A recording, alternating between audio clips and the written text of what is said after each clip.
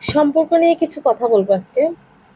আমার কাছে রক্তের সম্পর্ক বলেন, রক্তের বাইরের সম্পর্ক বলেন, মানে যেই কোনো সম্পর্ক বলেন, ভালোবাসা বলেন, বন্ধুত্ব বলেন, বাবা-মা বলেন, ভাই-বোন বলেন, সবকিছুর সম্পর্কের একটাই মনে হয় আমার কাছে চাবিকাঠি হলো বিশ্বাস।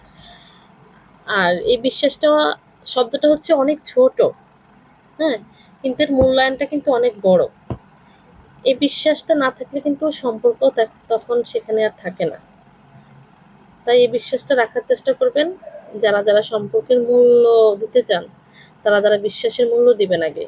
এই বিশ্বাসটা থাকলে এই বন্ধন, যেকোনো বন্ধন, যেকোনো সম্পর্কের বন্ধন অটুট থাকবে সবসময়। তাই বিশ্বাস রাখবেন, ভালোবাসা রাখবেন। বিশ্বাস থেকেই ভালোবাসার সৃষ্টি হয়, বিশ্বাস থেকে বন্ধুত্বের সৃষ্টি হয়, বিশ্বাস থেকেই যেকোনো সম্পর্কের সৃষ্টি হয়। আমার কাছে সম্পর্কের মানেই হলো বিশ্বাস।